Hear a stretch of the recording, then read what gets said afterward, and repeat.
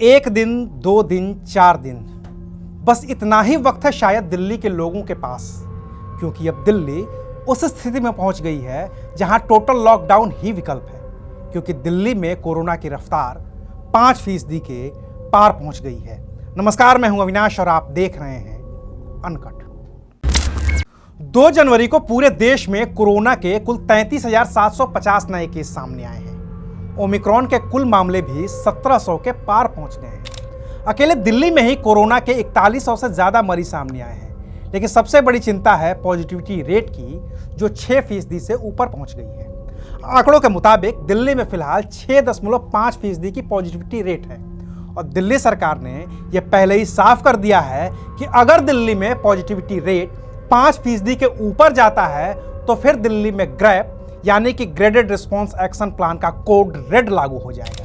यानी code red लागू होने की शर्त यह है कि या तो लगातार 2 दिनों तक पॉजिटिविटी रेट 5% या उससे ऊपर हो, या फिर एक दिन में 16,000 से ज्यादा नए संक्रमित मरीज मिलें, या फिर 3,000 ऑक्सीजन बेड पर मरीज भर्ती हो जाएं। इनमें से 2 शर्तें यानी कि 5% से ऊपर का पॉजिटिविटी रेट और 16,000 नए मरीज का आंकड़ा तो पार होने की आशंका जताई जा रही है।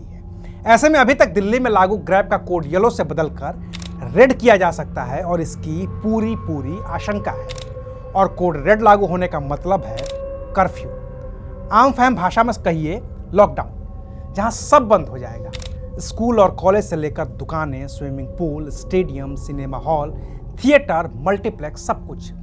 रेस्टोरेंट खुलेंगे लेकिन वहां बैठकर खा नहीं सकते। मंदिर, मस्जिद, चर्च, गुरुद्वारा खुले रहेंगे लेकिन वहां जा नहीं सकते।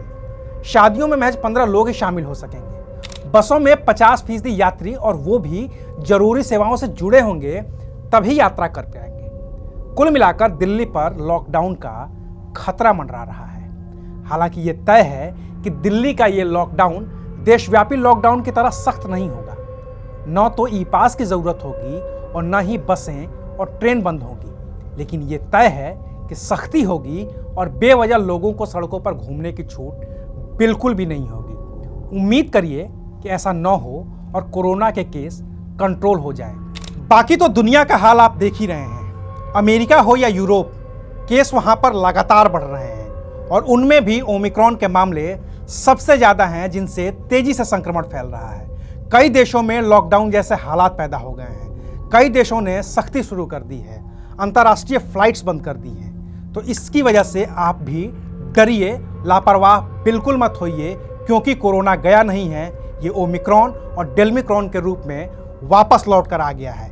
इसलिए कुछ दिनों की बात है, लगातार मास्क लगाइए, लगातार सैनिटाइजर का इस्तेमाल करते रहिए और लगातार 2 गज दूरी का पालन करते रहिए। बाकी तो चुनाव है 5 राज्यों में, तो वहाँ पर भीड़ को देख करके थोड़ा सा भी लापरवाही मत बरतिए, वहाँ पर मत जाइए, क्योंकि भीड़ अपने साथ कोरोना भी लेकर आएगी। तो जब तक बेहद जरूरी ना हो, अपने घरों में ही रहिए, कोरोना के नियमों का पालन करते रहिए और देखते रहिए अनकट।